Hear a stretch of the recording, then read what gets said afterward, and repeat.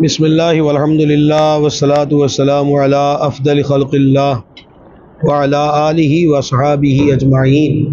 سرور عالم رحمت عالم شفیع اعظم صلی اللہ تعالی علیہ وآلہ وسلم نے ارشاد فرمایا، زینوا مجالسکم بالصلاۃ علیہ، اپنی محفلوں کو ہماری ذات اقدس پر درود شریف پڑھ کے خوبصورت بناؤ، تمہارا درود پاک پڑھنا قیامت کے دن تمہارے لیے نور ہوگا۔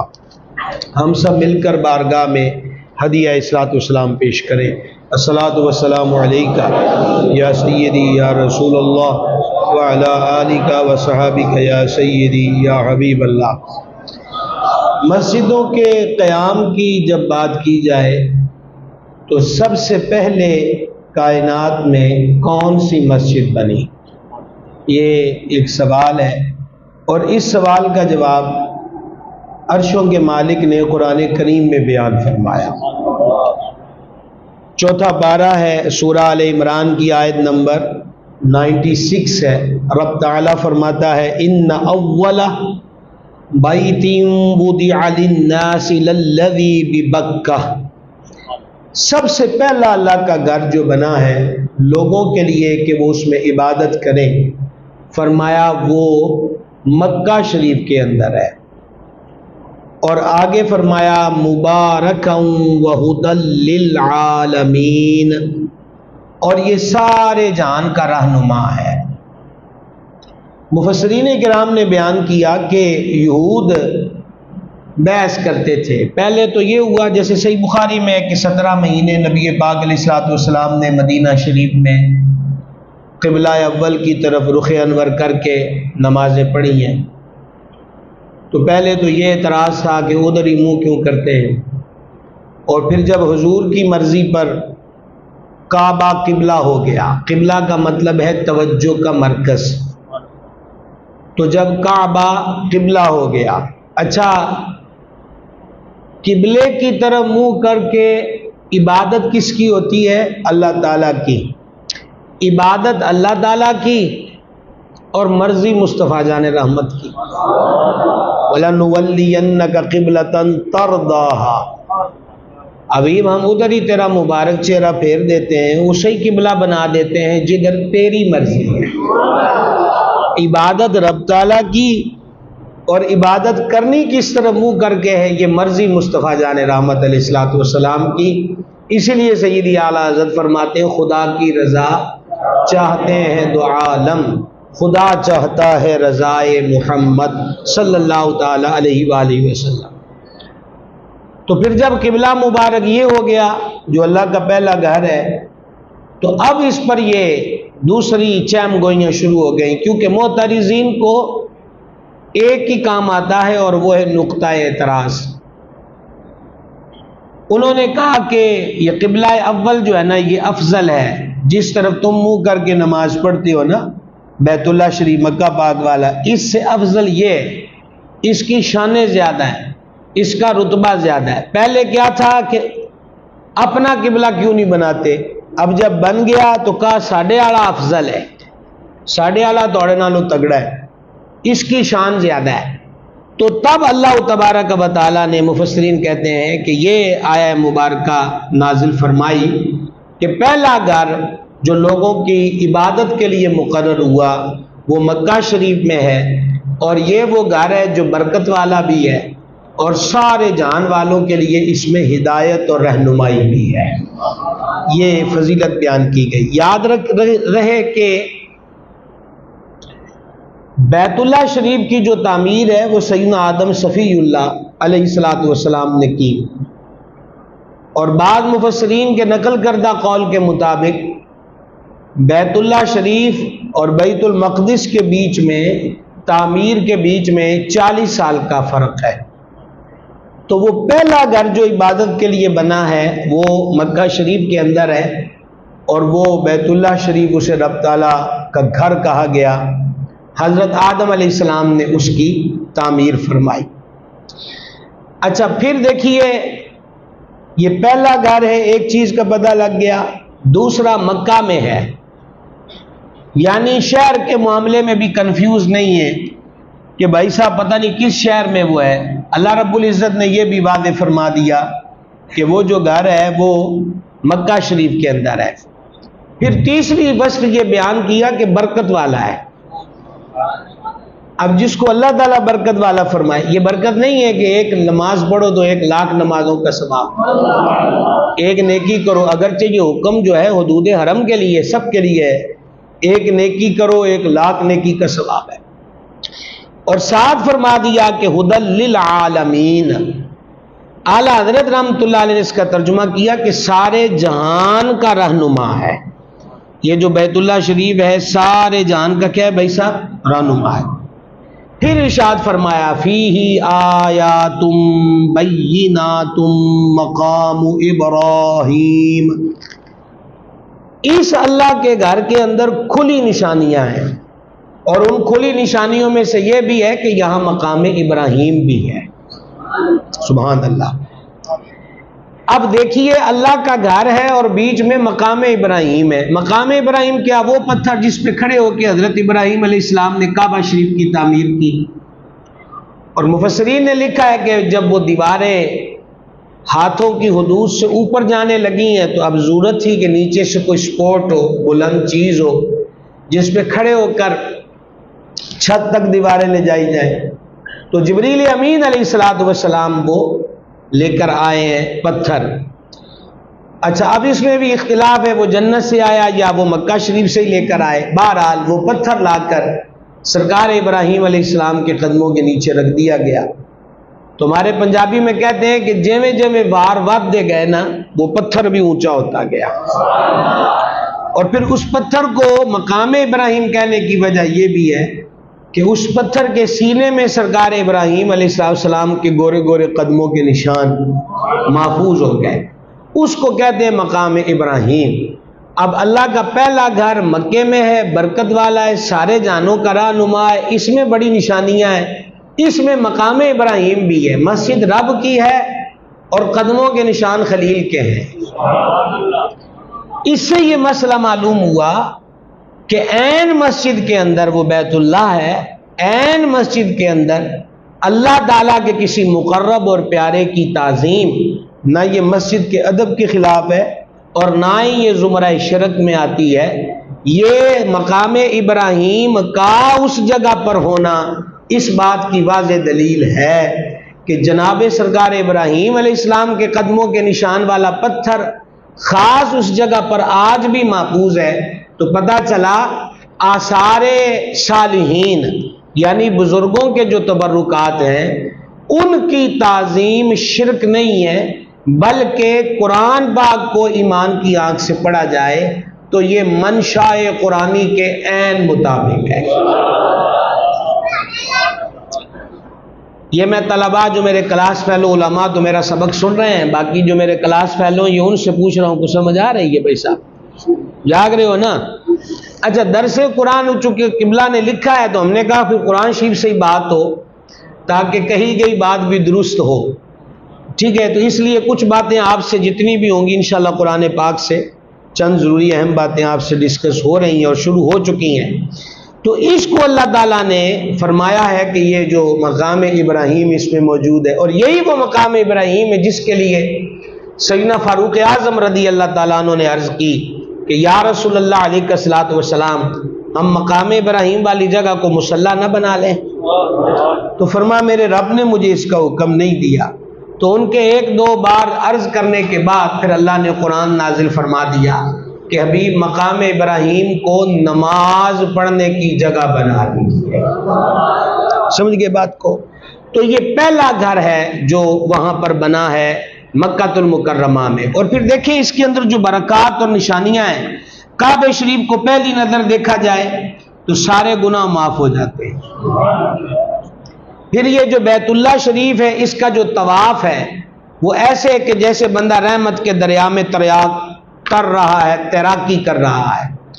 پھر اس کے اندر آج حتیم کعبہ موجود ہے، بہت بڑی دولت ہے حتیم کعبہ بھی، کہ جو لوگ بادشاہ ہوں وہ تو سیڑھیوں سے چڑھ کے اندر جائیں تو فقیر کیا کریں؟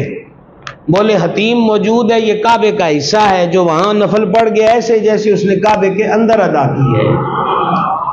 سبحان اللہ الکریم، سمجھا رہی ہے۔ اچھا پھر آپ یہ دیکھیں کہ اسی قرآن کریم میں عرشوں کے مالک جل مجد الکریم نے سرکار سیدنا ابراہیم علی نبینا الکریم و علیہ الصلوۃ والسلام کے لیے فرمایا۔ اب یہ دوسری تعمیر ہے، اس پہ ذرا غور فرمائیے۔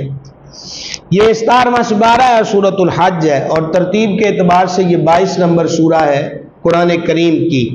اللہ تبارک و تعالی ارشاد فرماتا ہے، آیت نمبر 26 ہے، اور ہم نے ابراہیم علیہ السلام کو اس گھر کا ٹھیک ٹھکانہ بتا دیا۔ حکم ہوا پیارے ابراہیم اس گھر کو بناؤ۔ عرض کی کس جگہ بنانا ہے؟ تو جو بنیاد سرکار آدم علیہ السلام کی تھی، حکم تھا کہ وہیں سے کام شروع کیا جائے۔ اب اس کے آثار کوئی نہیں تھے۔ مفسرین نے لکھا ہے کہ جب طوفان نوح آیا نا تو کعبہ شریف کی عمارت کو اٹھا لیا گیا طوفان نوح کے وقت۔ اب ایک قول یہ ہے کہ جب حضرت ابراہیم علیہ السلام کو یہ گھر بنانے کا حکم ہوا تو ہوا آئی اور اس جگہ کو ہوا نے صاف کر دیا جو بیت اللہ شریف کی بنیاد تھی۔ اور دوسری روایت میں یہ ہے کہ بادل کا ایک ٹکڑا آیا اور اس نے اتنی جگہ پر چھاؤں کر دی کہ جو بنیاد حضرت آدم علیہ السلام نے بیت اللہ کی رکھی تھی، تو یہاں اس کو رب بیان فرماتا ہے کہ ہم نے ابراہیم علیہ السلام کو اس کا ٹھکانہ جو ہے وہ دکھا دیا۔ اور آگے حکم کیا دیا؟ ارشاد فرمایا کہ ابراہیم علیہ السلام کے لیے حکم تھا، یہ کلمات قابل توجہ ہیں، وَطَهِّرْ بَيْتِيَ لِلطَّائِفِينَ وَالْقَائِمِينَ وَالرُّكَّعِ السُّجُودِ۔ بناؤ بھی، اور بنانے کے بعد یہ گھر بنانا ہے تو بنانے کے بعد اگلا حکم کیا ہے کہ اس کو صاف رکھنا ہے، پاک رکھنا ہے۔ اور پاک کن لوگوں کے لیے رکھنا ہے؟ نمبر 1 طائفین، طواف کرنے والے، والقائمین، اور اعتکاف والوں کے لیے۔ کن کے لیے؟ اس سے معلوم ہوا، مفسرین نے کہا کہ اعتکاف پرانی سنت ہے، پچھلی امتوں میں بھی اعتکاف کا جو حکم تھا یا طریقہ جو تھا وہ موجود تھا۔ وَالرُّكَّعِ السُّجُودِ، اور اس گھر کو پاک صاف رکھا جائے رکوع اور سجود والوں کے لیے۔ حضرت مفتی احمد یار خان نعیمی علیہ رحمت نے ایک بڑی حسین بات لکھی، مدتوں پہلے ہم نے وہ سطریں پڑھی تھیں، آج بھی محفوظ ہیں ذہن میں الحمدللہ، اور ان کی اس لکھی ہوئی بات کو اپنے باقاعدہ مشاہداتی طور پر بھی محسوس کیا۔ وہ کہتے ہیں کہ یہ جو اللہ تعالیٰ نے فرمایا ہے کہ میرا گھر ستھرا رکھ، اس ستھرا رکھنے سے مراد کیا ہے؟ انہوں نے کہا ایک تو یہ کہ یہاں جالے نہ لگے، گرد و غبار نہ ہو، اندھیرا ہو تو مناسب روشنی کی جائے، اور اس کو خوشبودار رکھا جائے، اور اس کو بالکل صاف رکھا جائے۔ حکیم الامت علیہ رحمت نے لکھا کہ عبادت کرنے کو جب دل کرتا ہے نا تو جگہ کی ضرورت پڑتی ہے، اور جگہ اگر انسانی طبع کے ساتھ میل نہ کھاتی ہو تو پھر زیادہ دیر وہاں دل نہیں لگتا۔ اب آپ اس کی مثال دیکھیں، آپ میں سے بہت سارے حضرات موجود ہیں جو حرمین شریفین میں حاضر ہوئے یا باقی زیارات کے لیے جاتے ہیں۔ اگر کسی جگہ پر بیٹھنے کی سہولت موجود ہو تو وہاں ہم ایزی فیل کرتے ہیں، لیکن بیٹھنے کی جگہ اگر صاف نہ ہو، وہ اٹی ہوئی ہو، قرب و جوار میں کوئی کوڑا وغیرہ ہو، یا میں مختلف درگاہوں کی، خانقاہوں کی یا مبارک مقامات جو مختلف ملکوں میں ان کی بات کر رہا ہوں، تو وہاں زیادہ دیر بندے سے ٹھہرا نہیں جاتا۔ دوسرا یہ کہ اندھیرا ہو تو دل وحشت زدہ رہتا ہے، اور روشنی ہو جائے تو پھر کیا ہوتا ہے؟ وجہ یہ کہ ہم چونکہ دیکھتے ظاہری آنکھوں سے ہیں تو ہماری ظاہری آنکھوں کو ظاہری روشنی کی بھی ضرورت ہے، لیکن اگر اندر والا چراغ روشن ہو جائے تو پھر اندھیرے میں زیادہ لطف آتا ہے۔ اب اس پہ بھی آپ سے کیا مطالبہ کیا جائے، پھر لطف اس کا زیادہ رہتا ہے۔ تیسری چیز یہ ہے کہ اگر ماحول تعفن زدہ ہو، بدبو آ رہی ہو، بوئے ناگوار آ رہی ہو، تو وہاں بھی بندہ زیادہ دیر تک ٹک نہیں سکتا۔ اور اگر ماحول خوفناک قسم کا ہو، جالے لگے ہوئے ہیں، اٹے ہوئے ہیں اور عجیب صورتحال ہے، تو وہاں بھی دلچسپی قائم نہیں رہتی۔ آپ خود کئی جگہوں کی تعریفیں کرتے ہوں گے کہ جناب فلانی مسجد میں گئے، صاف ستھری قالین بچھے ہوئے، روشن ہی روشن شاندار سنگ مرمر لگا ہوا، اس میں آپ یوں کہہ لیجیے تزئین و آرائش کا انتظام۔ واش روم دیکھے مسجد کے، آپ نے کسی 5 اسٹار ہوٹل کے بھی نہیں دیکھے ہوں گے۔ وضو خانے پر چپلوں کا علیحدہ انتظام، صابن رکھے ہوئے وغیرہ وغیرہ وغیرہ۔ تو یہ جو ہم تبصرے کر رہے ہوتے ہیں، اس کا مطلب یہ ہوا کہ ہماری طبیعت سے وہ چیز میل کھا گئی، جڑ گئی، اور پھر کیا ہوا کہ 2 رکعتیں پڑھنی تھی 4 پڑھ کے اٹھے، اور دل کیا تو موبائل میں اس کو محفوظ کرنے کے لیے وہاں کی تصویریں شروع کر دی۔ تو یہ بات حضرت ابراہیم علیہ السلام کو عرشوں کے مالک نے اس دور میں فرمائی کہ پیارے میرے گھر کو صاف اور پاک رکھو، رکوع والوں کے لیے، سجود والوں کے لیے، طواف والوں کے لیے اور اعتکاف والوں کے لیے۔ دلچسپ بات یہ ہے کہ یہ بات اللہ تعالیٰ اپنے پیارے خلیل سے فرما رہا ہے۔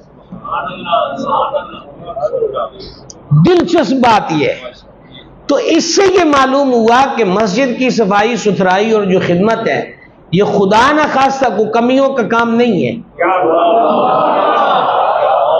یہ کوئی نیچ یا ہلکا کام نہیں ہے، یہ بڑا ہی باعزت اور باعظمت کام ہے کہ عرشوں کے مالک نے اپنے پیارے خلیل سے فرمایا کہ جب پیارے گھر تیرے ہاتھ سے بنوا رہے ہیں تو ہن تو آواز بھی دینی ہے، انہوں سدنا بھی ہے، تو پھر یہاں انتظام بھی بہتر طریقے کا ہونا چاہیے۔ تو یہ ایک باقاعدہ سسٹم، ایک باقاعدہ تربیت کا ماحول جو ہے گھروں، اللہ تعالیٰ کے گھروں کو، ام المومنین مخدومۃ المسلمین سیداتنا صدیقہ کریمہ رضی اللہ تعالی عنہا اس کو روایت کرتی ہیں کہ جان عالم شفیع اعظم علیہ السلام نے ارشاد فرمایا کہ آپ حکم دیتے تھے کہ محلوں میں مسجدیں بنایا کرو، گلی محلوں میں مسجدیں بنایا کرو، اور پھر مسجدوں کو صاف اور خوشبودار رکھا کرو، مسجدوں کو صاف اور خوشبودار رکھا کرو۔ اچھا، پھر یہی نہیں بلکہ جان عالم صلی اللہ تعالی علیہ وسلم نے ایک مقام پہ ارشاد فرمایا اگر تمہارا مشقت میں پڑھنا ہم پہ گرانہ نہ گزرے تو ہم لازم کر دیں کہ جب بھی تم مسجد میں آیا کرو تو خوشبو لگا کے آیا کرو۔ ایک ہے کہ مسجد والے مسجد کو صاف ستھرا خوبصورت رکھیں، اور دوسرا یہ کہ مسجد میں آنے والے بھی وہ بھی اسی طرح پراگندہ حالت میں اس میں نہ آئے، کیونکہ اس کو مجازن اللہ کا گھر کہا جاتا ہے، ویسے تو اللہ کہیں جگہ سے رہنے سے پاک ہے، یہ اس کی عزت عظمت کے اعتبار سے اس کو اللہ کا گھر کہا جاتا ہے۔ تو وہ خوشبو لگا کے آئے۔ ایک دن امیر المومنین سیدنا عمر بن خطاب رضی اللہ تعالیٰ عنہ نے دیکھا کہ ایک بندہ بکھرے بال اور آسودہ، اس کی بالکل پراگندہ سی حالت، مسجد کی طرف جا رہا ہے۔ فرما کدھر جا رہا ہے؟ کہا جی مسجد۔ فرما کسی امیر یا رشتہ دار سے ملنے جاتا تو کیا اسی طرح جاتا؟ عرض کیا نہیں۔ تو فرما اب نہیں پتا کدھر جا رہا ہے، اب نہیں پتا کدھر جا رہا ہے، چل واپس، کپڑے بدل، بالوں کو سنوار، اور پھر اللہ کے دربار میں حاضر۔ امام ابو نعیم رحمہ اللہ نے حلیۃ الاولیاء میں لکھا، حضور پر نور سرکار سیدنا امام محمد باقر کریم رضی اللہ تعالیٰ عنہ نے فرمایا کہ ایک دن میرے والد اقدس حضور پر نور سید سجاد امام زین العابدین پاک رضی اللہ تعالیٰ عنہ نے فرمایا کہ میرا دل چاہتا ہے کہ نماز عبادت کے لیے ایک الگ سوٹ بنوا کے رکھوں۔ آگے ذرا سبب دیکھیں، سبب دیکھیں۔ آپ نے جو آگے بات بیان فرمائی اس کا خلاصہ پیش کر رہا ہوں کہ بندہ واش روم میں جاتا ہے طبعی حاجت کے لیے، تو وہاں اگر مکھیاں ہوں تو وہ مکھیاں پیشاب وغیرہ پر بھی بیٹھیں گی اور اڑ کر آ کے کپڑے پہ بھی بیٹھیں گی۔ تو فرماتے ہیں ہم یہ چاہتے ہیں کہ عبادت کے لیے سوٹ ہی علیحدہ ہو۔ اور اگلا جملہ ہماری مزید محبت اور عقیدت کا ہے، اللہ کریم نے اپنے حبیب کے نہ جسم پر مکھی بیٹھنے دی، نہ لباس شریف پہ بیٹھنے دی، بات ہی ختم۔ ایسا شاہی انتظام ہوا ہے جان عالم صلی اللہ تعالی علیہ وسلم کے وجود انور منور کا۔ اور پھر اسی لیے یہ ایک چیز پہ ہم رک گئے ہیں، اور یہ ضروری بھی ہے کہ ایک تو یہ کہ وہاں خوشبو لگا کے آؤ، اور دوسرا لہسن، کچی پیاز، یہ جو ہے اس کی منہ میں سمیل ہوتی ہے، ناگوار سمیل ہوتی ہے۔ تو باقاعدہ حدیث میں فرمایا کہ جس نے اس میں سے کچھ کھایا ہو تو جب تک وہ منہ سے اس کی سمیل دور نہ کر لے وہ ہماری مسجد میں نہ آئے۔ فقہا نے لکھا ہے کہ کچا گوشت بندے کے ہاتھ میں ہونا، چاہے لبابے وغیرہ میں، اس کی بھی ایک سمیل ہوتی ہے، تو مسجد میں سے لے کے نہ گزرے۔ ہر قسم کی اذیت ناک سمیل سے اور ہر قسم کی نفرت دلانے والی چیز سے مسجد کو محفوظ رکھا جائے، یہ شریعت کو مطلوب ہے، اس چیز کا اہتمام کیا جائے۔ حدیث شریف میں یہ مضمون ہے، فرمایا جو مسجد کی صفائی کرے نا اس کی لاش گلے سڑے گی نہیں۔ اب مسجد کی صفائی والے کا یہ اعزاز ہے تو مسجد کو آباد کرنے والے کا کیا ہوگا؟ کیا خیال ہے جناب؟ اس کے لیے کس قدر قبر میں راحتوں اور رحمتوں کا سبب ہوگا۔ اور بخاری شریف میں جو مشہور حدیث ہے کہ ایک بی بی صاحبہ جو سیاہ فام تھیں وہ مسجد انور میں صفائی کرتی تھیں، تو رات کو ان کا وصال ہو گیا، بیویوں نے غسل دیا، کفن دیا، اور صحابہ پاک علیہ رضوان نے، مرد حضرات نے جنازہ پڑھ دیا، دفنا دیا۔ یہ حضرات صحابہ کرام حضور کے مریدی کا طریقت کا جملہ آداب جو ہیں وہ چلتے ہی صحابہ کرام سے ہیں۔ یہ ایک الگ مضمون ہے، اور آپ بھی تھکے ہوئے ہیں، آپ کی آوازیں بتا رہی ہیں کچھ خلاف مزاج، جلسہ جلدی شروع ہو گیا تو کئی لوگ اس پہ بھی احتجاجن نہیں بولتے جلدی۔ تو گزارش یہ کر رہا تھا کہ مریدی کے جو آداب ہیں طریقت کے، یہ چلے ہی حضرات صحابہ کرام علیہ رضوان سے، یہ ایک الگ مضمون ہے۔ کبھی آپ بھی فریش ہوئے اور یہ مضمون قبلہ رکھیں گے تو پھر اس پر پھر صحیح۔ آج اتنی بات میں آپ کی خدمت میں عرض کر رہا ہوں کہ وہ رات کو یا کسی بھی وقت دستک نہیں دیتے تھے بلا سخت ضرورت کی، اور دستک بھی دینی ہے تو ناخنوں سے، وہ سورۃ الحجرات کی آیات کے نزول کے بعد، سمجھ گئے آپ؟ اور اس میں کیا تھا؟ آرام کا وقت نہ ہو، وحی کے نزول کا وقت نہ ہو، حضور مصروف نہ ہو، اور چوتھی بات جو راز طریقت والے معرفت والے اٹھاتے وہ کہتے دستک دینا ایک قسم کا حکم ہوتا ہے کہ اٹھ کے باہر آؤ، اور طالب کو یہ روا نہیں ہے کہ مطلوب سے کہے کہ اٹھیں اور چل کے آئیں اور کنڈی کھولیں اور مجھ سے پوچھیں۔ اسی لیے اللہ نے سورۃ الحجرات میں فرمایا چنگا انہاں لیے اسی کہ بیٹھے رہندے، اور جب آپ اپنی مرضی سے آتے تو زیارت بھی کر لیتے اور مقصد دل بھی بیان کر لیتے۔ پھر یہ بات تو عرض یہ کرنا چاہتا ہوں آپ کی خدمت میں کہ صبح حضور اقدس صلی اللہ تعالی علیہ وآلہ وسلم نے بقیع شریف میں تازہ قبر دیکھی، فرما کس کی؟ عرض کیا وہ بی بی جو مسجد میں جھاڑو کرتی تھی، تو فرما ہمیں نہ بلا لیا۔ اچھا، امام علیہ سنت رضی اللہ تعالیٰ عنہ نے اس کے کئی طرق بیان کیے فتاویٰ میں ایک مقام پر، وہ سارے الفاظ اعلیٰ حضرت نے جمع کیے، تو اس میں سے ایک یہ بھی ہے کہ حضور ہم نے کہا کہ اتنے سے کام کے لیے حضور کو زحمت کیوں دی جائے، یعنی ایک سیاہ فام بی بی ہے مسجد میں جھاڑو کرتی ہیں تو اتنے سے کام کے لیے حضور کو زحمت کیوں دی جائے؟ تو سرکار فرمایا چلو ہم اب اس کی قبر پہ جنازہ پڑھیں گے۔ واہ سبحان اللہ۔ اب میں جو میرے یہ کلاس فیلو ہیں حفظ والے اور درس نظامی والے اساتذہ تو میرا سبق سننے ہیں، میں ان کو کہہ رہا ہوں کہ میرے ساتھ سبق یاد کرنا۔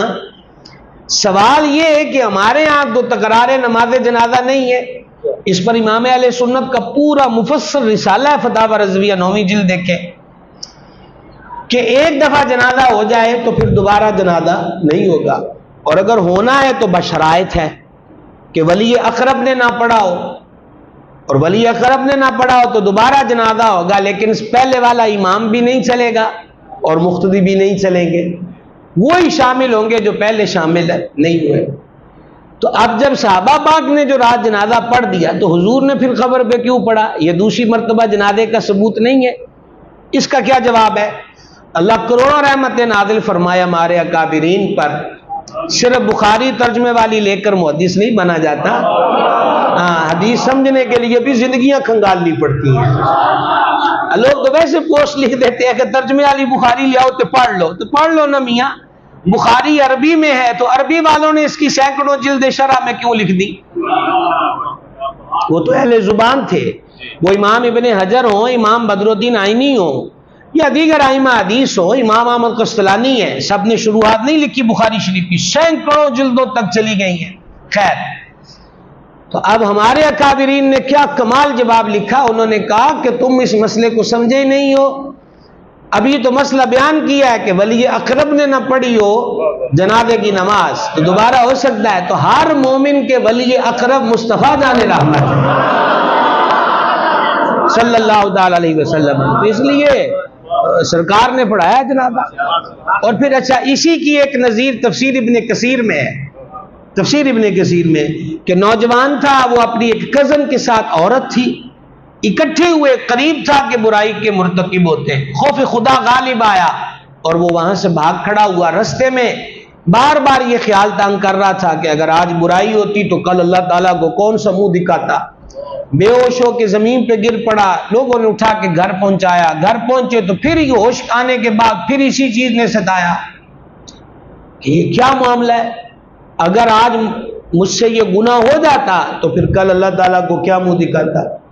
اب پھر ایک چیخ ماری، بے ہوش ہو کے گر پڑا۔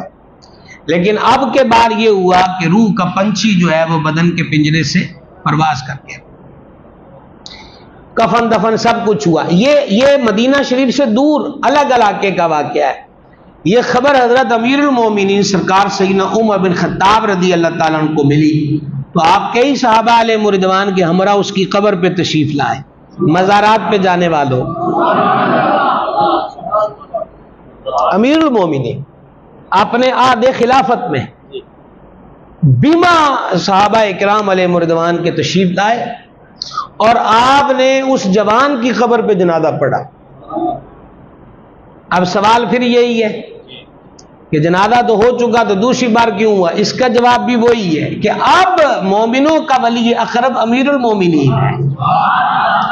امیر المومنین نے جنازہ نہیں پڑھا تو دوبارہ ہو سکتا ہے، لیکن امیر المومنین ہو، وہ سرکار عمر پاک سبحان اللہ امیر المومنین ہے، تو اس لیے پڑھا۔ اور سرکار عمر پاک رضی اللہ تعالیٰ عنہ نے اس جوان کی قبر کے سرانے کھڑے ہو کر فرمایا کہ میرے رب نے فرمایا جو میرے دربار میں کھڑے ہونے سے ڈر گیا اس کے لیے دوہری جنت ہے، تو بھی تو ڈر گیا تھا، میرے رب کا وعدہ سچا پایا ہے کہ نہیں؟ تو وہ جوان بولا اور اس کی آواز باہر آئی قبر سے، امیر المومنین میں نے اپنے رب کے وعدے کو سچ پایا۔ تو جان عالم علیہ الصلوۃ والتسلیم نے ان بی بی پاک کی قبر پر جنازہ پڑھا اور جنازہ پڑھ کر حضور نے بھی ان سے کلام کیا۔ یہ لفظ جو اگلے یہ بخاری میں نہیں ہے، یہ دیگر محدثین نے نقل کی ہے کہ سرکار ان کی قبر پہ کھڑے ہو کے فرمانے لگے کہ تو جو مسجد کی خدمت کرتی تھی، صفائی کرتی تھی، تو نے اس کا کوئی اجر دیکھا ہے؟ تو انہوں نے حضور کو بول کر قبر سے جواب دیا کہ حضور میں نے اس کا اجر قبر میں پایا ہے، اس کا فائدہ پایا ہے۔ سمجھ گئے آپ بات کو؟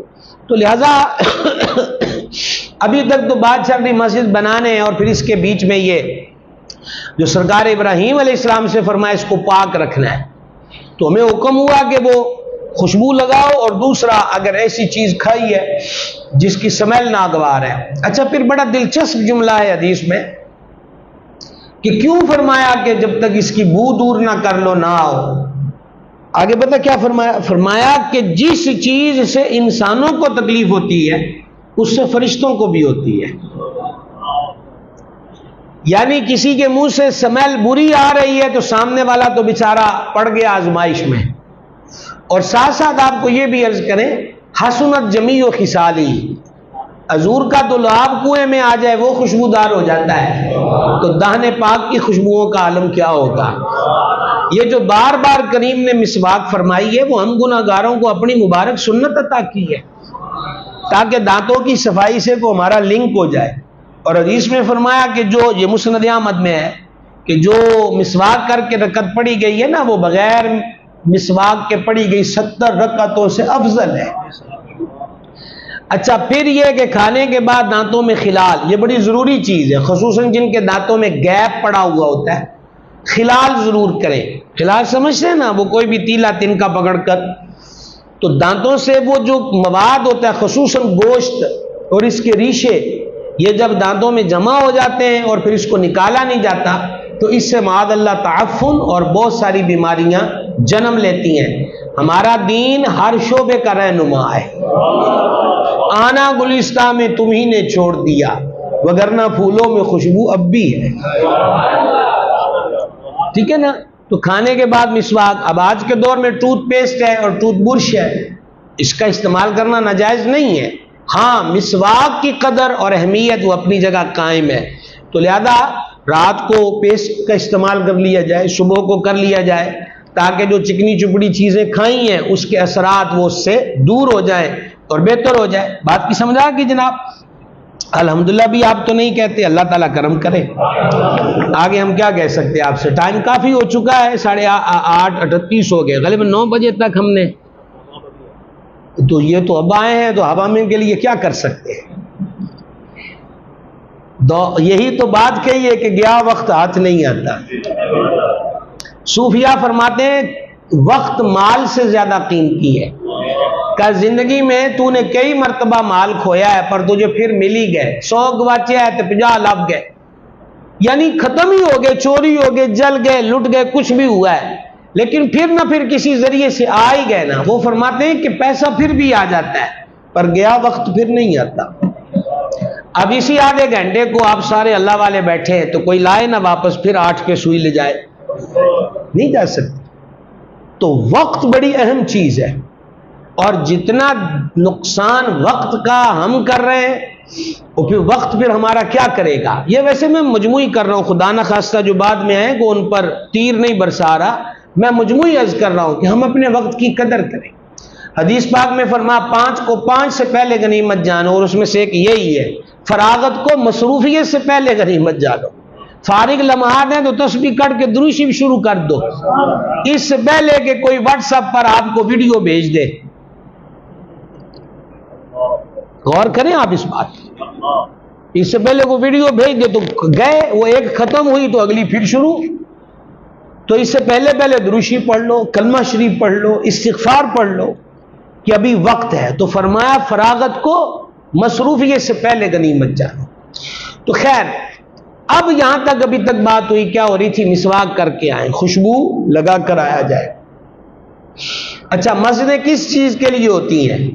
صحیح بخاری میں اور صحیح مسلم کے اندر حدیث دونوں کا خلاصہ پیش کر رہا ہوں کہ ایک گاؤں کا رہنے والا آ گیا مسجد کے اندر. اب ظاہری بات ہے نہ اسے مسجد کا پتہ نہ آداب مسجد کا پتہ، تو اس کو ضرورت پڑی. اب اس کے آگے بھی شارحین کے بڑے اقوال ہیں کہ اس نے عین مسجد میں پیشاب کرنا شروع کیا یا مسجد کے باہر والے حصے میں، اس میں بھی مختلف اقوال ہیں. اس نے پیشاب شروع کیا تو صحابہ کرام علیہ رضوان میں سے بعض حضرات، ظاہری بات ہے یہ کوئی بھی مسلمان اس بات پر تحمل نہیں رکھ پاتا، ایک فطرتی ایک جذباتی معاملہ ہوتا ہے، تو وہ اس کی طرف بڑھنے لگے. تو حضور صلی اللہ علیہ وسلم نے فرمایا کہ اس کو اب روک کر تکلیف نہ دو، بیٹھ جاؤ، میں صدقے قربان. جاگ رہے ہیں اس ماحول میں، فرما اس کو روکو نہیں، چلنے دو اسے، اب اس کو اذیت نہ دو. جب وہ پیشاب کر چکا اب فرمایا اس کو میرے پاس لاؤ. وہ ڈرا سہما کریم کے دربار میں سامنے آ گیا. کوئی مثل ہے تو مثال دو، چیلنج ہے. کوئی مثل ہے تو مثال، یہ چیلنج ہے. لوگ بڑی باتیں کرتے ہیں فلاں گرو کی اور فلاں گوتم بدھ کی اور فلانے کی مختلف مذاہب اور ادیان کے لوگ، پر ہم کہتے ہیں کوئی مثل ہے تو مثال دو. سامنے بٹھا کر اس کو بڑے پیار سے فرمایا یہ مسجدیں ہیں، یہ اللہ کا گھر ہے، یہاں اللہ کا ذکر کرتے ہیں، قرآن کی تلاوت کرتے ہیں، اس کو یاد کرتے ہیں، یہاں پیشاب نہیں کیا جاتا، یہاں تھوکا نہیں جاتا. میں صدقے یا رسول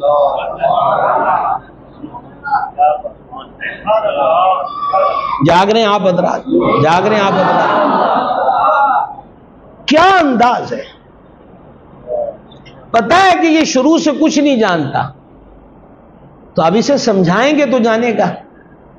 یہ ہم واعظین ہوں، اساتذہ ہوں، آئمہ مساجد، زندگی کے ہر شعبے کے لیے حضور سے حضور ہی رہنما ہے. سرکار کریم علیہ السلام کی ذات ہی، آپ ہی کے طریقے کو اللہ نے اسوہ حسنہ فرمایا. تو بھائی صاحب سمجھانا یہ سمجھانے کے انداز میں ہی ہو سکتا ہے. اگر ہم پہلے 2-4 ڈنڈے ماریں گے اور پھر کہیں کہ تینوں مسئلہ دسنا ہے تو 10 لے آجے. ہم مبلغ ہیں، قاضی نہیں ہیں. اور گڑبڑی کب ہوتی ہے؟ جب ہم قاضی بنتے ہیں. مبلغ رہیں، قاضی کا کام قاضی کرے، ہم مبلغ رہیں، اپنا پیغام دیں. عقیدہ ہے کھول کر حق سچ بیان کریں، اعمال و مسائل ہیں کھول کر حق سچ بیان کریں. لیکن اگر ہر بندہ قاضی بن جائے، قاضی پلس مفتی، تو پھر کیا ہوگا؟ وہی ہوگا جو آج کل ہم 4 جانب نقصان دیکھ رہے ہیں. بھائی صاحب یہ ہے، بارگاہ میں ایک نوجوان آ کر کہنے لگا کہ مجھے زنا کی اجازت دیجیے. کیسا خطرناک سوال ہے، اور حضور صلی اللہ علیہ وسلم کے سامنے ہوا. صحابہ کرام جلال میں آئے اور ان کا جلال میں آنا حق بنتا ہے. وہ کریم کی بارگاہ کے آداب کو سمجھتے ہیں، ان کا دل حضور کی تعظیم اور محبت کے سمندر میں ڈوبا ہوا ہے. اور سب سے زیادہ اس معاملے میں جو نام ہے وہ امیر المومنین سیدنا فاروق اعظم رضی اللہ تعالیٰ. اس لیے آج بھی یہ نام کفر کے بازاروں میں زلزلہ برپا کر دیتا ہے، سرکار فاروق اعظم کا نام. تو امیر المومنین رضی اللہ تعالیٰ عنہ جو ہیں، بات چل رہی تھی، اس نے جب یہ کہا ہے تو بعض حضرات سرکار نے سب کو روکا، ہم آگے آؤ. فرما تو زنا کی بات کرتا ہے، اگر یہی عمل تمہاری والدہ، تمہاری بہن، تمہاری بیٹی، تمہاری بیوی، تمہاری پھوپھی، تمہاری خالہ کے ساتھ ایک ایک کر کے پوچھا، اس کے ساتھ کوئی یہ عمل کرے تجھے پسند آئے گا؟ ایک ایک کر کے پوچھا. حضور نہیں. جب ہر بات میں نہیں سنی تو فرمایا جس سے تو برائی کا ارادہ کر رہا ہے وہ بھی تو کسی کی بیٹی ہوگی. صدقے قربان سمجھانے کے انداز، وہ بھی تو کسی کی بیٹی ہوگی، وہ بھی تو کسی کی بہن ہوگی. جب تجھے پسند نہیں ہے تو اسے کیسے پسند آئے گا؟ اب کیا ہوا؟ جب یہ میٹھے بول سنے نا تو آنکھوں سے اشک ٹپکے، اور اب وہ کیا جو کرنا چاہیے تھا. عرض کی نگاہ کرم کر دیں، اس دل سے یہ خیال ہی نکل جائیں. حضور نے ہاتھ مبارک کی ایک ضرب سینے پہ لگائی اور دعا کی، مولا اس کے دل سے اس برائیوں کے خیال کو نکال کے چلے. اگر ہمارے غلط رویوں سے کوئی پھسل جائے، بھٹک جائے تو جواب دے کون ہوگا؟ مس بہیو جو کہ آج کثرت سے ہے، اور سوشل میڈیا اس میں پیش ہے. نہ تحقیق نہ تصدیق. حدیث میں نہ فرمایا تھا کہ آدمی کے جھوٹے ہونے کے لیے اتنا کافی ہے کہ وہ ہر سنی سنائی بات کو آگے کر دے. تو بھائی صاحب کاذبین میں کیوں شمار ہونا ہے، صادقین کی دنیا میں آ جائے. اس لیے تبلیغ.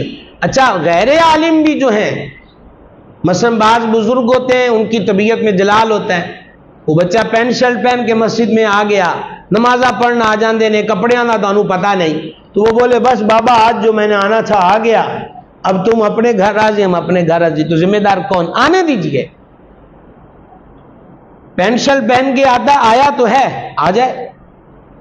پہلے سٹیپ پہ قدم تو رکھے. ابھی چھت پہ چڑھنے کی بات کیوں کرتے ہیں؟ زینہ بزینہ اوپر جائے گا نا، تو یکدم اسے چھت پہ چڑھانے کی بات کریں گے تو وہ کیسے سنبھلے گا، کیسے سنبھلے گا؟ اس لیے سمجھاتے رہیں. اور یہ اعلیٰ حضرت عظیم البرکت رحمۃ اللہ علیہ نے ایک مقام پہ جواب دیتے لکھا، فتاویٰ میں خلاصہ پیش کر رہا ہوں. آپ فرماتے کہ ایک بندے کے عقیدے کی اصلاح کی ضرورت ہے، لیکن وہ ریشمی لباس پہن آیا یا سونے کی انگوٹھی پہنی ہے، تو آتے ہی آپ اس سے کہے کہ یہ حرام ہے، اور سونے کی انگوٹھی اور ہے حرام، یہ تو قطعی بات ہے. تو لیکن کل نہیں آئے گا پھر وہ انگوٹھی لباس تو بدلا نہیں اور بد عقیدگی اور بڑھ جائے گی. تو فرما پہلے ایمان بچا لو، کپڑے آپ ٹھیک ہو جائیں گے. کوئی سمجھ آ رہی ہو تھوڑی بہت؟ آج کی سمجھ آ رہی ہے؟ اور اس کی واضح نظیر جو ہے وہ مسند احمد میں ہے کہ ایک صاحب خدمت انور میں آتے ہیں اور کہتے ہیں کلمہ پڑھنا، فما پڑھ لو. اچھا میرے کو نمازہ 2 ہی پڑھو. اب دیکھو مشروط کلمہ پڑھنا ہے، کہ نمازیں 2 پڑھنی ہے، تو جانے عالم علیہ السلام نے فرمایا تو کلمہ پڑھ، نمازیں 2 ہی پڑھ لیا کرنا۔ لیکن عارفین نے جو رمز بیان کی پھر وہ عارفوں کا کام ہے، کل اردو دے ترجمے نہ تھی نہ سردہ جناب، ہاں تو انہوں نے کہا کہ حضور کی نگاہ سب کچھ دیکھ رہی ہے، تو ابھی وہ اس کنارے پہ کھڑا ہے، اس لیے کہہ رہا ہے کہ 2 پڑھنی ہے۔ فرمان نیڑے تے آ، جے تہجد بھی چھٹ گیا تے گل ہوئی، آؤ تو صحیح۔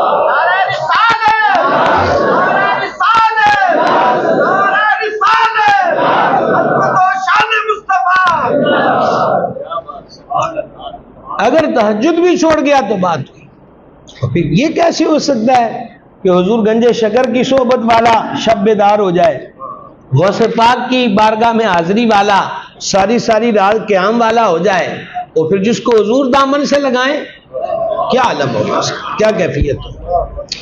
تو یہ اس سے معلوم ہوا کہ مسجد میں تھوکنا، اور بلکہ ایک جگہ ایک مرتبہ خود کریم علیہ السلام نے کھنکار دیکھی، کچی ہوتی تھی مسجد، تو سرکار علیہ السلام نے خود کوئی چیز منگوا کے اس کو کھرچا خود، اور پھر خوشبو منگوا کے وہاں لگائی مسجد کے اندر، تو پھر فرمایا مسجدیں اس لیے نہیں ہوتی، مسجدیں اس لیے، آپ اندازہ کر سکتے ہیں کریم کا اس کھنکار کو صاف کرنا۔ لاکھوں سلام حضرت ابراہیم علیہ السلام کی عظمت کو، پر محبوب خدا ہے، لیکن بات آئی ہے اللہ کے گھر کی، مسجد کی، تو اس کی اہمیت جو ہے وہ آقا نے اپنے عمل مبارک سے، اس انداز مبارک سے ظاہر فرمائی۔ اچھا پھر یہ ہوا، وہ ایک دن امیر المومنین سیدنا عمر بن خطاب رضی اللہ تعالیٰ عنہ نے دیکھا کہ کچھ لڑکے آپس میں باتیں کر رہے ہیں، تو آپ نے ان کو آواز نہیں دی، کیونکہ آواز دیتے تو پھر آواز اونچی ہوتی، تو تھوڑی سی روڑی نہ کنکر، تو وہ آپ نے ان کی طرف پھینکی، تو ظاہری بات ہے جس سمجھ سے بھی کوئی روڑا کنکر آئے تو بندہ جھٹ ادھر دیکھتا ہے، تو جب انہوں نے دیکھا کہ ادھر سے یوں روڑی آئی ہے، تو دیکھا تو حضرت عمر پاک تھے، اب آپ نے اشارے سے بلایا، قریب آ گئے، فرمایا کتوں آئے ہو تسی؟ انہوں نے کہا جی ہم طائف سے آئے ہیں۔ فرمایا جے تسی مدینے شریف رہن والے ہوندے نا تو میں تمہیں سزا دیندا، اگر تم یہاں کے باسی ہوتے تو تمہیں کیا کرتا؟ سزا دیتا۔ تم نہیں جانتے یہ رسول اللہ کی مسجد ہے، یہاں آوازیں نہیں اونچی کرتے، سبحان اللہ۔ اب یہ کیا ہوا، مدینہ شریف کے ہوتے تو سزا دیتے؟ تو علماء نے کہا کیونکہ اہل مدینہ مسجد کے آداب سے زیادہ واقف تھے، دور والوں کو تو ابھی اتنے معلومات سب کو ساری نہیں تھیں، اس لیے فرمایا۔ اور پھر لطف کی بات دیکھیں کہ امیر المومنین سیدنا عثمان ابن عفان ذو النورین رضی اللہ تعالیٰ عنہ نے جب مسجد نبوی شریف کی توسیع کی، رنگین پتھر کا استعمال کیا، پکے ستون بنوائے، شاندار چھت بنوائی، اس پر بھی بعض لوگوں نے چیم گوئی کی کہ عثمان غنی نے یہ کس بدعت کا ارتکاب کیا ہے کہ مسجد میں رنگین پتھر اور مضبوط فرش اور یہ سارا کچھ۔ تو میں صدقے حضرت عثمان پاک نے بڑا پیارا جواب دیا، فرمایا لوگوں عثمان نے اپنا گھر تو نہیں بنایا، اللہ کا گھر بنایا ہے، اللہ کا گھر بنایا ہے، اپنا گھر تھوڑی بنایا ہے۔ تو حضرت سرکار عثمان پاک رضی اللہ تعالیٰ عنہ نے پھر ایک برآمدے کا اضافہ کیا، ایک برآمدے کا، اور وہ برآمدہ یعنی تھا متصل مسجد شریف کے، لیکن وہ مسجد کی حدود سے باہر۔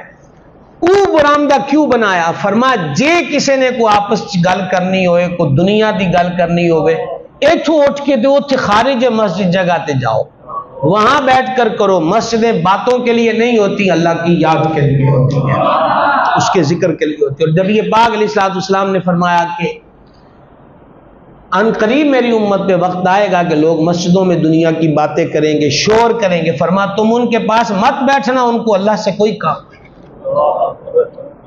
اعلیٰ حضرت عظیم البرکت رحمۃ اللہ علیہ نے تو یہاں تک لکھا کہ مسجد میں قدم رکھو نا ایک کے بعد دوسرا تو قدم کی آواز پیدا نہ ہو، اور خود اعلیٰ حضرت پنجوں کے بل چلتے تھے مسجد میں تاکہ پاؤں رکھنے کی آواز پیدا نہ ہو۔ اعلیٰ حضرت کے خلیفہ صدر الشریعہ رحمۃ اللہ علیہ نے بارِ شریعت میں لکھا کہ بعض لوگ ہوتے ہیں کہ وہ جیسے یہ سردیاں آ گئی نا تو مثلا ہم نے چادر لی ہوئی ہے اوپر، جیکٹ اتاری، وضو خانے پہ وضو کرنا ہے تو وہیں سے چادر وغیرہ اٹھائی اور زور سے پھینک دی مسجد کے اندر، تو فرمایا کہ یہ بھی مسجد کے ادب کے خلاف ہے، چیز پھینکی نہ جائے، رکھی جائے. سمجھ آ رہی ہے؟ دوسرا یہ ہے سٹک ہے. بعض حضرات اس دور میں تو اکثر استعمال کرتے تھے. تو ایک دفعہ اعلیٰ حضرت رحمۃ اللہ علیہ کی موجودگی میں، وہ بریلی کا رئیس آدمی تھا، تو اس نے وہ نماز کے لیے آیا دعا، تو مسجد میں اسے چھڑی پھینک دی. تو امام اہل سنت نے فرمایا یہ اللہ کا گھر ہے، چیز کو رکھتے ہیں پھینکتے نہیں ہیں، یہ مسجد کے ادب کے خلاف ہے. آئی سمجھ؟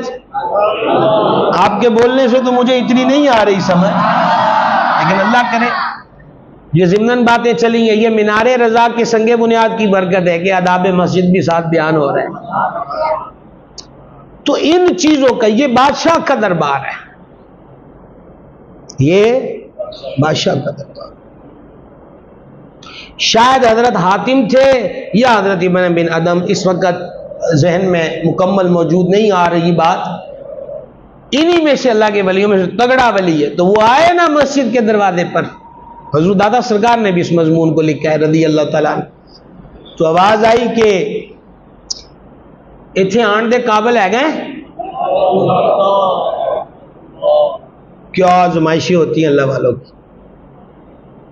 تو اب ظاہری بات ہے جب یہ سوال ہو کہ قابل ہوں، وہ ہم تھوڑی ہیں کہ نکمے ہو کر بھی کہیں کہ ہم جناب یہ ہیں اور وہ ہیں. اسی وقت منہ موڑا، اور جب منہ موڑا تو پھر آواز آئی اور کو بوا ہے یہاں سے منہ موڑ کر جا رہے ہو، کوئی اور بھی بوا ہے جتھے تیری بن جائے گی.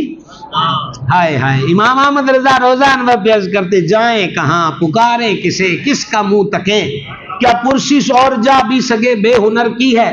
حضور ساگ ہنر والا ہو تو مالک اس کو بوٹی شوٹی ڈال دیتا ہے. جو بے ہنرے گلیوں میں آوارہ پھرے، لوگ تو انہیں دھتکارتے ہیں. اور کتنے جائیے، بے ایک کتا ہو اوپر سے بے ہنرا ہو، کہاں جائیں؟ آپ کا در چھوڑ کر کے در جائیں.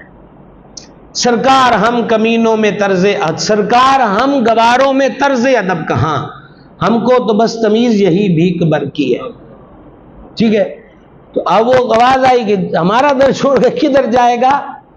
اب ماری پھر ادھر مسجد کی طرف منہ کر کے چیخ ماری. بے خودی کا عالم ہو گیا کہ ان کی کرنا ہے.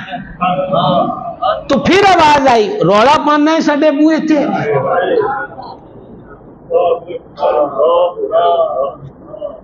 ہم تو آتے ہی 5-10 منٹ ہیں اور ہمارا حال کیا ہوتا ہے. یہ ان کی باتیں جن کی راتیں سجدوں میں گزرتی ہیں.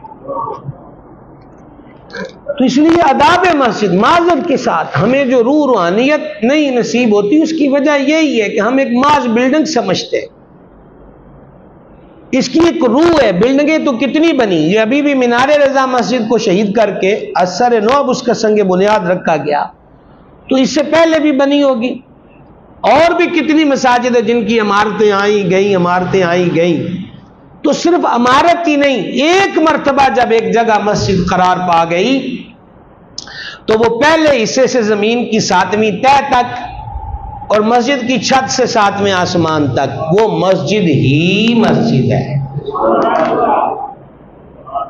سمجھ گئے آپ؟ اتنا ہائی لیول ہے مسجد کی سیکیورٹی، روحانی سیکیورٹی اتنی تگڑی ہے کہ اتنا ایریا پھر مسجد ہی مسجد ہے،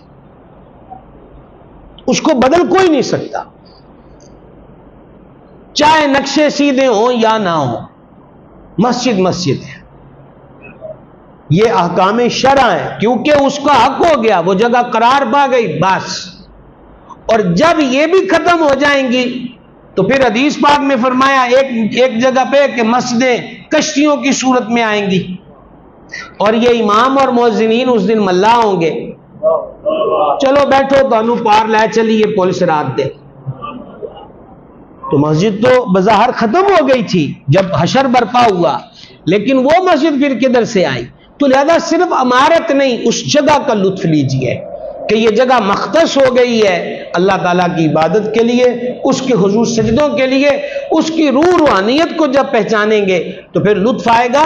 ایویں تو نہیں ہے کہ بوا وڑ دیں اگلے مالکاں دعا دیتی اللہم افتح لی ابواب رحمتی کا، کہ اے لکڑ والا بوا تے لنگ آئے اور رحمت والا بھی کھول دے. آواز آپ کی بڑی کمزور ہے، کو کھانے شانے ناشتے کے بغیر اکثر آ گئے، جلد سے جلدی ہو گیا ہے، کیا کریں؟ ہم آپ سے سوری کر سکتے ہیں؟ 9 بج گئے. تو سمجھ آ رہی ہے جی بات کی؟ انہوں نے کہا جی لکڑ والا بوا تے لانگ آئے ہیں، یہ دعا ہمیں کریم نے تعلیم فرمائی۔ مالک ہے جو کھلا ہے نا، آ گئے ہیں، لیکن ایک بوا اور ہے، وہ تیری رحمت کا دروازہ ہے، مہربانی کر دے، اب آ گئے۔ حکیم الامت مفتی عامر خان نعیمی رحمت نے لکھا ہے، وہ ایک فقیر تھا تو اس نے وہ ایک بہت بڑے تگڑے دروازے والے کا دروازہ کھٹکھٹایا، تو اس نے وہ بڑا گیٹ تھا، تو اس نے اس کے کشکول میں چونی ٹھنی ڈال دی، تو فقیر کو غصہ چڑھا، اس نے وہ اپنا کشکول رکھا اور پھوڑا لے کر آیا، وہ جس سے اکھاڑی جاتی جگہ کو، تو وہ اس کی دہلیز اکھاڑنے لگ گیا۔ تو ٹھک ٹھک سن کر مالک آیا، اس نے کہا ذرا دماغ ٹھکانے ہے، تیری جرت تو ہماری دہلیز اکھاڑ رہا ہے۔ اس نے کہا کان کھول کے گل سن، یا تے خیرات اپنے بوئے دے مطابق دے، تو یا پھر جنی کی خیرات دیتی ہے بوا بھی انہاں نکاح رکھ، بڑا بوا سجدہ نہیں ہے۔ اب کو سمجھ آ رہی ہے اللہم افتح لی ابواب رحمتک؟ کیا کہہ رہے ہیں؟ داخل ہوتے ہی کہہ رہے ہیں مہربانہ رحمت کا دروازہ کھول، مہربانہ رحمت کا دروازہ کھول۔ جب تک روح کے قریب ہم نہیں جاتے معذرت کے ساتھ، پھر ہم وہی پانی پر بلبلے کی طرح رہتے ہیں، جو دکھتا تو خوبصورت ہے لیکن نہ اس کے اندر کچھ ہے اور نہ وہ دیر پا ہوتا ہے۔ تو روح تک پہنچنے کی کوشش کریں، یہی مسجدوں کی اہمیت ہے۔ کیوں کہا گیا کہیں 60 درجے کہیں 27 درجے کہ افضل ہے؟ سجدے تو وہاں بھی اتنے ہی ہیں، سجدے تو وہاں بھی اتنے ہی ہیں، کوئی بدلے تو نہیں ہے، لیکن کیوں اس جگہ کو شرف حاصل ہو گیا؟ اس میں تھوڑی دیر کی ہجرت پائی جا رہی ہے، تھوڑی دیر کی سعی پائی جا رہی ہے۔ اور پھر اگلی تاکید حدیثوں میں کیا ہوتی ہے کہ گھر سے وضو کر کے آؤ، یہ بھی مسنون عمل ہے، گھر سے وضو کر کے آنا۔ پھر آپ دیکھتے نہیں مسجد قباء شریف کہ اپنے ہوٹل موٹل سے وضو وغیرہ کر کے، یا اپنا رہائشی ہے تو وہاں سے جو بات طہارت ہو کر قباء میں آیا اور 2 رکعتیں پڑھی، فرمایا ایسے جیسے اس نے عمرہ کیا ہے۔ یہ قباء شریف کی شان بیان، اس کا تذکرہ بھی یہی ہے۔ اب وقت اتنا نہیں ہے، میں اگلی آیتیں آپ کے سامنے پڑھتا کہ اس کو رب نے فرمایا کہ مسجد اقصی کی جو مسجد قباء کی جو بنیاد ہے وہ تقوی پر ہے۔ وہ آیت ہمیں یہ درس دیتی ہے کہ مسجد تفخر کے طور پر نہ ہو، ایک ایک بنانے والا تقوی۔ اب آپ دیکھیں، ابھی میں نے شروع میں حتیم کی بات کی تھی، حتیم وہ جو وائٹ دیوار ایک حصہ باہر ہے، تو یہ اصل میں ہوا یہی ہے کہ حضرت ابراہیم علیہ السلام کی جو بنیاد تھی وہ وہی ہے کہ جس میں حتیم اندر تھا، حتیم کعبہ شریف کے۔ ہوا یہ کہ ایک عورت، جب اس میں بت تھے تو 2 دروازے تھے کعبے کے، ایک سے داخل ہونا اور دوسرے سے نکلنا، تو وہ لبان دکانیں ہیں جس کو آج اگربتی آپ کہہ لیں، تو وہ آگ لگ گئی۔ یہ کعبہ شریف کی عمارت میں لکڑی، کپڑا، یہ سب چیزیں استعمال ہوئی تھیں، تو اس سے عمارت کو شدید نقصان پہنچا۔ تو اب انہوں نے ارادہ کیا مکے والوں نے، اب اس میں مشرکین ہیں، کافر ہیں، سب شامل ہیں، کہ اللہ کے گھر کو پھر سے بنائیں۔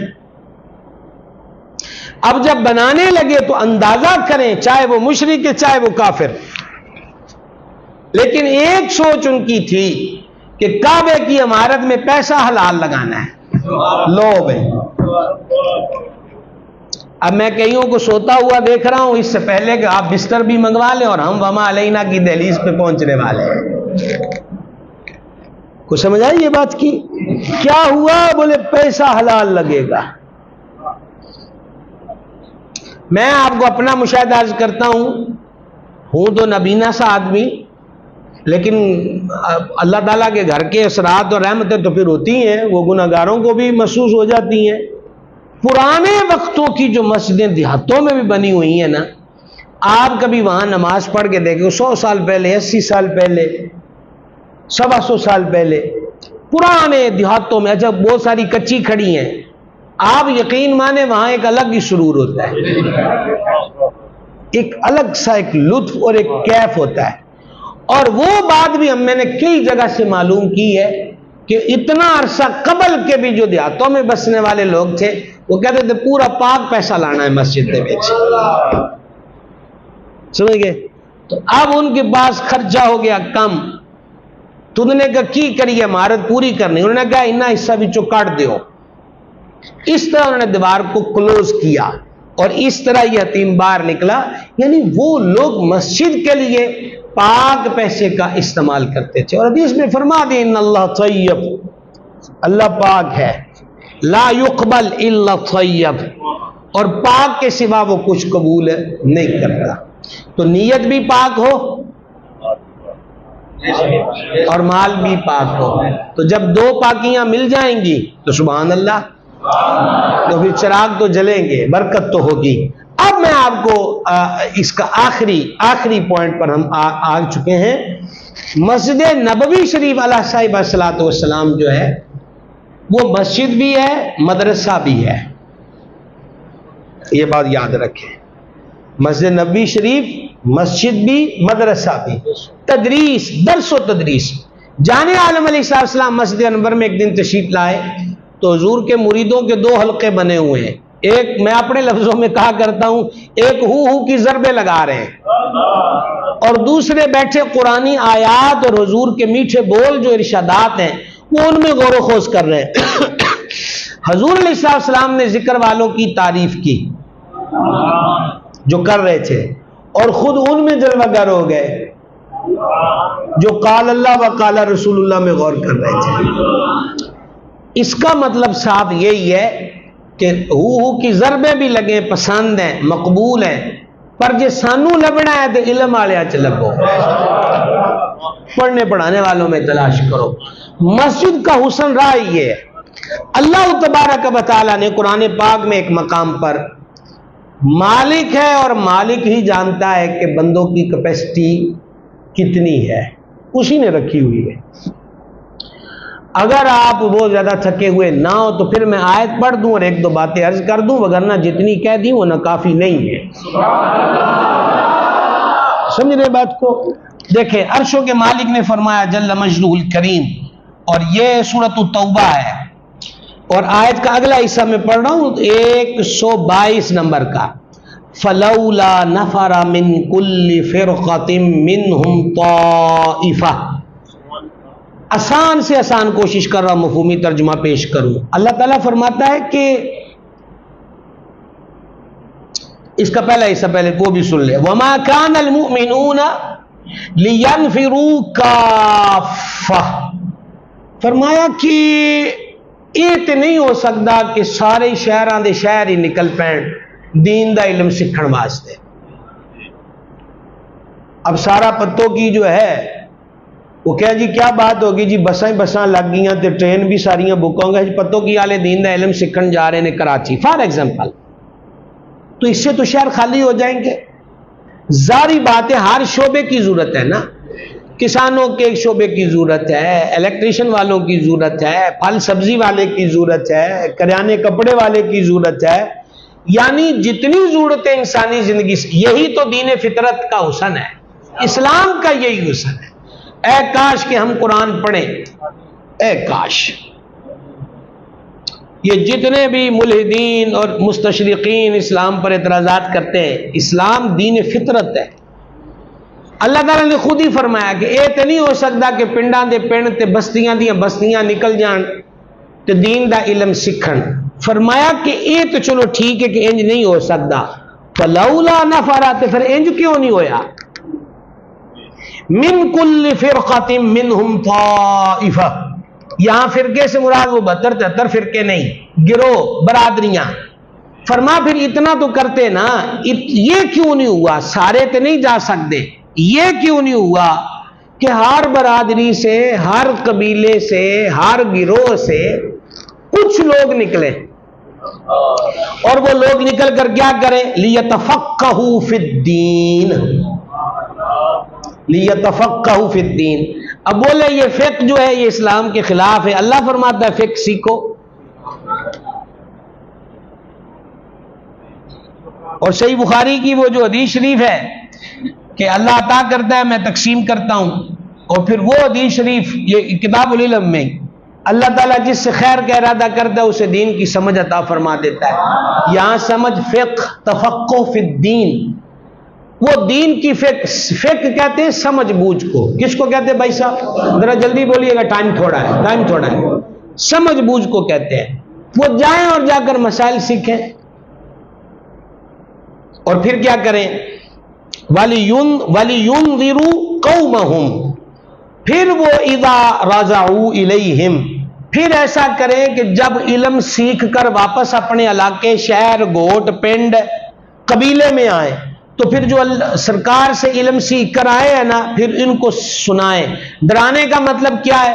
وہ کفر شرک میں مبتلا ہے تو اس کی مذمت، وہ برائیوں میں مبتلا ہے تو اس کی مذمت، اسلام میں داخلے کی فضیلت، یہی راہ نجات ہے۔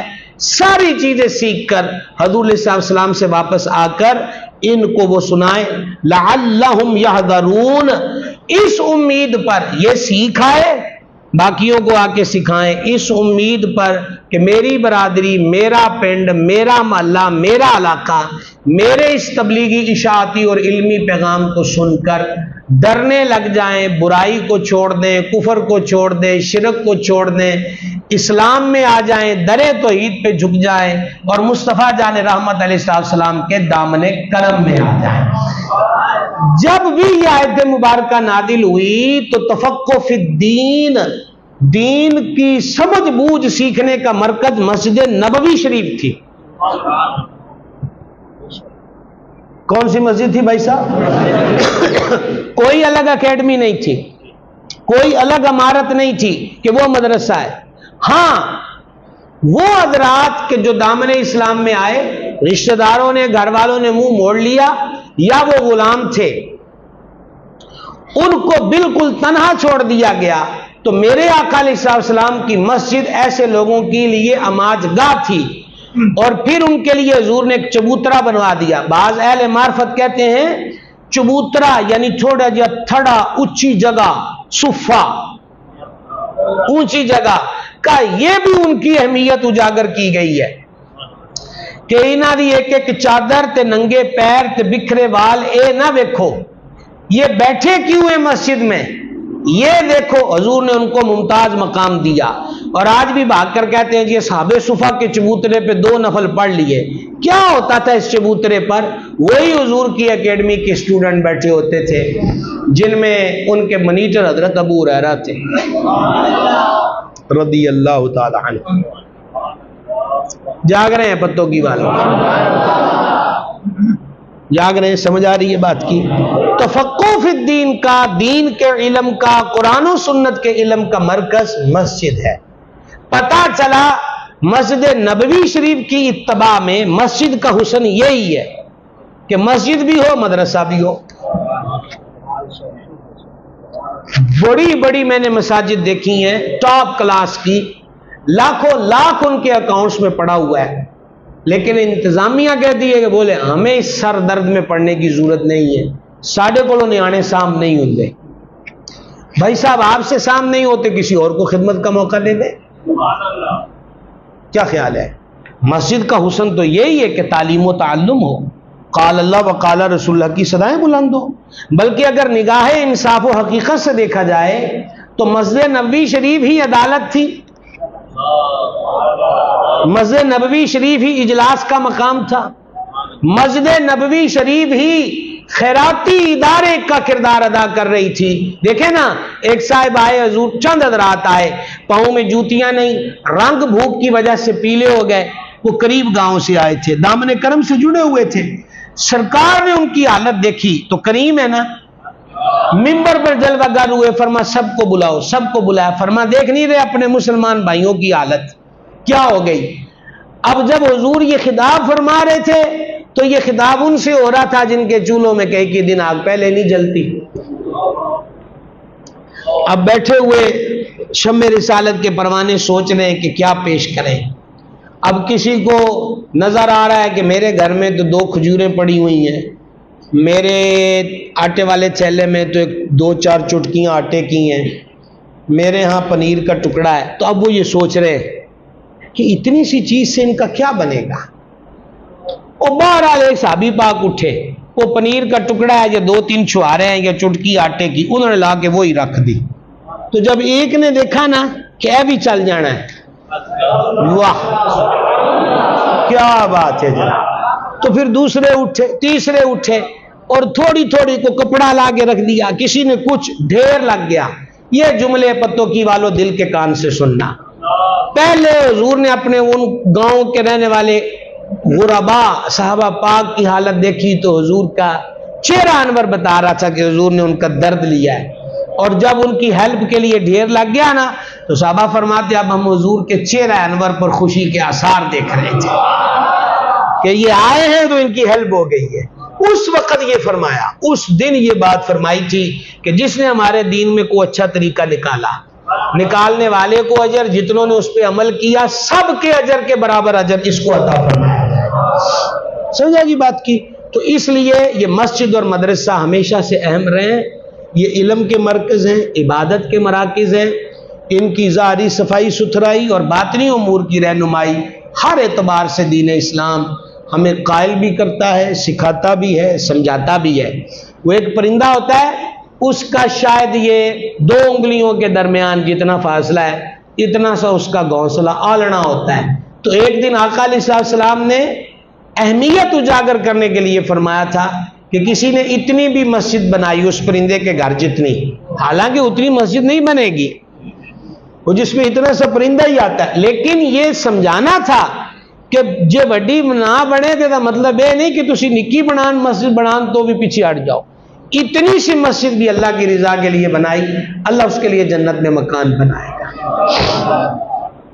اللہ تعالیٰ اس کے لیے جنت میں بولیے گا ذرا مکان بنائے گا۔ اور کبھی وقت ایسا بھی تھا، یہ تو ہمارے بزرگ بیٹھے ہیں، بابے یہ اچھی طرح جانتے ہیں، اس وقت مسجدوں کے ساتھ سپیکر والے کمرے کا ہی کہہ لیں یا اجرا ہوتا تھا تو وہاں پر ٹین پڑے ہوتے تھے سرسوں کے تیل کے، تو مائیں منتیں مانگتی تھی، منڈا گیا ہے نا باہر لاہور گیا ہے فار ایگزامپل، تو یا اللہ خیر نہ لاوے مسیتے تیل پاواں گی۔ واہ جی واہ، آپ نے دیکھا وہ بہت زیادہ پڑھی لکھی نہیں تھی پر اللہ کے گھر سے ان کا دل کیسا جڑا ہوا تھا۔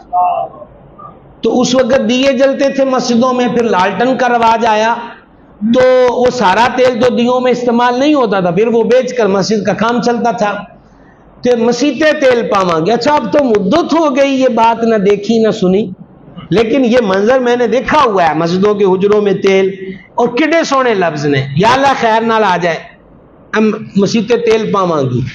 اچھا پھر ایک مرتبہ ہم نے حدیث کی دنیا میں اسے پڑھا، الحمدللہ آقا علیہ السلام نے قبلہ اول مسجد اقصی میں نماز کی فضیلت بیان کی نا، تو فرمایا کہ جیدے کوڑوں اتھے جانا نہ ہوئے مسجد اقصی تو وہ وہاں کے چراغوں کے لیے تیل بھیج دیا کرے۔ واہ سبحان اللہ، لیکن ہائے افسوس،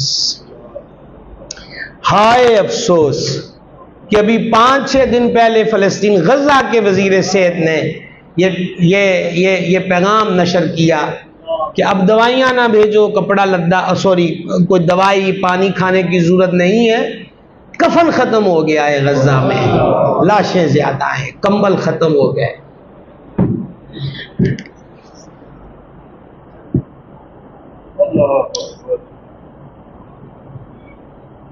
جو دین کے نکلا تھا بڑی شان سے وطن سے، پردیس میں وہ آج غریب الغربا ہے، فریاد کشتی امت کے نگہباں فریاد، بیڑا یہ تباہی کے قریباں لگا ہے، ڈر ہے کہ کہیں یہ نام بھی مٹ جائے نہ آخر، مدت سے اسے دور زمان میٹ رہا ہے، اے خاصائے خاصان رسول وقت دعا ہے، امت پہ تیری آ کے عجب وقت پڑا ہے۔ اب حال یہ بولے کفن ختم ہو گئے، تھینک یو سب مسلمانوں کا، بہت بہت شکریہ، کفن ختم، کمبل چادریں بیڈ شیٹیں جو ملا ہم نے لاشیں، اس لاشیں اتنی ہو گئیں کہ اب بے کفن ہیں۔ اب اقوام عالم سے اپیل ہے کہ ہمیں کپڑے بھیج دیے جائیں۔ کبھی ہم کتابوں کے قصے پڑھ کے سناتے تھے تو عقل حیران ہوتی تھی، پر مستقل فیس بکوں اور یوٹیوبوں پہ دیکھ کے اتنے بے حس ہو گئے ہیں کہ ہمیں خبر ہی نہیں کہ 1 سال سے زیادہ عرصہ ہو گیا ہے فلسطین میں مسلمانوں کے قتل عام کو۔ اور اب آگ بیروت کی دیواروں کو پھلان چکی، اور وہی کچھ ہے، جب جہاں چاہے میزائل پھینکے، جہاں چاہے بم پھینکے۔ ہمیشہ سے تو یہ حالت نہیں تھی، کبھی چند ہزار ہو کر بھی 1,00,000 کی فوج سے ٹکراتے تھے، اور اس وقت سپہ سالار کہتا تھا کلمہ پڑھ کے اسلام قبول کرو، چند سو ہو کر 1,00,000 والے سے کہہ رہے ہیں کلمہ پڑھ کے مسلمان ہو جاؤ، کلمہ نہیں پڑھنا سرنڈر کرو، سرنڈر نہیں کرنا پھر تگڑے ہو جاؤ۔ میں ان لوگوں کو ساتھ لے کر آیا ہوں جو زندگی سے زیادہ موت سے محبت کرتے ہیں۔ تو بات چلی تھی کہ چراغوں میں تیل بیچتے تھے، اور پھر یہ بھی ہوتا تھا، یہ میں نوجوانوں کو کہوں گا ذرا ہوش سے سننا، یہ بھی ہوتا تھا کہ لوگ منت مانگتے تھے، اور منت کیسی ہوتی تھی کہ پہلے مسجد میں جھاڑو دیتے، اور جھاڑو دے کر پھر دعا کرتے، یا اللہ نوکری کیتی ہے تیرے کر دیتے ساڑا کام ہو جائے۔ یہ بھی کبھی یقین ہوتے تھے کہ مسجد کی صفائی کر کے دعا مانگیں گے تو قبول ہو جائے گی۔ اتنے روحانیت کے مراکز ہیں یہ مسجد۔ تو حدیث میں فرمایا مومن مسجد میں ایسے جیسے مچھلی پانی، اور منافق ایسے جیسے پرندہ پنجرے میں بند ہو۔ تو اس لیے جتنا ہو سکے زیادہ سے زیادہ دل بھی مسجد میں لگانا چاہیے، اور میری طرف دیکھنے کی زحمت کیجئے گا، میری طرف دیکھنے کی۔ السلام علیکم ورحمۃ اللہ، السلام علیکم ورحمۃ اللہ۔ کچھ یاد آیا آپ کو؟ کیا اس کا کرنا ہے؟ کم از کم وہ 4-5 منٹ، ایک مرتبہ آیت الکرسی۔ حدیث میں مضمون ہے جو ہر فرض نماز کے بعد آیت الکرسی پڑھے نا، او دیتے جنت چ رکاوٹ صرف موت ہے، ادھر جان جائے گی ادھر جنت میں چلا جائے گا۔ وہ حضرات صحابہ کرام جن کے پاس مال نہیں تھا وہ بارگاہ میں آئے، عرض کی حضور اے امیر تے ہر گل چ ساڈو نمبر لے گئے، پیسے زکوٰۃ دیتے ہیں، پیسے صدقہ دیتے ہیں، پیسے حج ادا کر لیتے ہیں، پیسے مجاہدوں کے لیے سامان فراہم کرتے ہیں، نہ ساڑھے کول پیسے، نہ زکوٰۃ، نہ حج، نہ کسی کی ہیلپ۔ تو فرمایا میں تمہیں ایسا عمل نہ بتاؤں کہ اگر تم کر لیا کرو تو وہی تمہارے برابر ہوگا جس نے یہ عمل کیا ہوگا، باقی کوئی نہیں۔ حضور عمل کیا ہے، فرما 5 نمازوں کے بعد 33 مرتبہ سبحان اللہ، 33 مرتبہ الحمدللہ، 34 مرتبہ اللہ اکبر۔ اس کا نام سیدہ طیبہ طاہرہ مخدومہ حضور بطول زہرا صلی اللہ تعالی علی ابیہا وعلیہا وبارکہ وسلم سے پھر کیوں جڑا؟ اس کو کہتے تسبیح فاطمہ۔ مخدومہ گھر میں خادمہ یا غلام کے لیے عرض لے کر پیش ہوئی تھی، تو حضور نے ان کو یہ تسبیح بتائی کہ سونے سے پہلے یہ پڑھ لیا کرو، اس لیے اس کا نام پڑ گیا تسبیح فاطمہ رضی اللہ تعالی۔ اس لیے آج نیت کریں کہ بہت ایمرجنسی نہ ہو کہ فلائٹ چھوٹ رہی ہو، ٹرین ہاتھ سے نکل رہی ہے، تو کم از کم کو 2-4 منٹ سکون سے بیٹھ کے ذکر کر کے دعا مانگ کر دھیرے دھیرے دل کو لگائیں، وگرنہ بڑی تیزی سے یہ ہمیں نکال رہا ہے۔ ہم اس کو تھوڑی دیر دور کریں اور اپنا دل اور تعلق رب کی ذات سے جوڑے رکھیں۔ میں حضرت گرامی قدر علامہ مولانا محمد احسن رضا معینی صاحب دامہ اقبالہ کو مبارکباد پیش کرتا ہوں کہ آپ کے صاحبزادے کو اللہ تبارک و تعالی نے حفظ قرآن کے نور سے منور فرمایا، اور اللہ تعالیٰ یہ نعمت ہمیشہ کے لیے سلامت رکھے، اور اس بچے کو بھی اور دیگر بچوں کے لیے بھی، حضرت قبلہ کے لیے، پورے خاندان کے لیے دونوں جہانوں میں نیک نامی کا ذریعہ بنائے۔ میں مسجد مینار رضا کے تمام بزرگوں کو، انتظامیہ والے تشریف رکھتے ہیں، آپ کو مبارکباد پیش کرتا ہوں کہ اللہ تعالیٰ نے توفیق دی اور آپ مزید خوبصورت کر کے، اگر میرے ذوق کا جملہ سننا ہے تو وہ یہ ہے کہ اللہ تعالیٰ نے پھر تانوں اپنے گھر دی نوکری لی قبول کر لیا ہے۔ موضوع علی کا وہ بندہ کو پوچھے اس وقت جب یہ جابز کا سلسلہ شروع ہوا ہے تو اس وقت ایک ہی لفظ ہوتا تھا، اللہ دا شکر ہے، منڈے دا رشتہ بھی کرنا، اللہ دا شکر ہے منڈا نوکر ہے۔ تو وہ کوئی ڈی آئی جی تو نہیں ہوتا تھا، یہ نوکریوں کے جب نئے اس کا تعارف بھی ہوتا، منڈا شہر چ نوکر ہے۔ تو آپ اپنا تعارف کرائے، کیا حسین تعارف ہے. انہوں نے کہا جی آج کل کی ہو رہا ہے؟ انہوں نے کہا رب دے کر دی نوکری ہو رہی. کتنی بڑی بادشاہی ہے. آپ دیکھتے ہیں نا عرب شریف، اب وہ کئی باتیں یہ سوشل میڈیا پر اس کو کل کوئی تعریف بنا کے پیش کر دے تو کیا کر سکتے ہیں. تو بہرحال میں تو سمجھانے کے لیے کہہ رہا ہوں کتنی آکڑ ہے، کتنا دماغ خراب ہوتا ہے.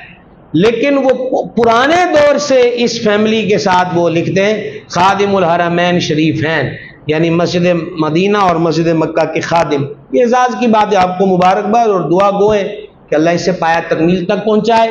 اور آپ کی اس انتظامیہ کے تحت جو یہ مدرسہ ہے، یہ مسجد نبوی شریف کی جو بارے اور برکتیں ہیں کہ وہ مسجد بھی ہے مدرسہ بھی ہے، تو اللہ تعالیٰ نے آپ کو دونوں کی توفیق بخشی ہے، اور ہم دعا کرتے ہیں اللہ اس میں اور برکت دے. وما علینا الا البلاغ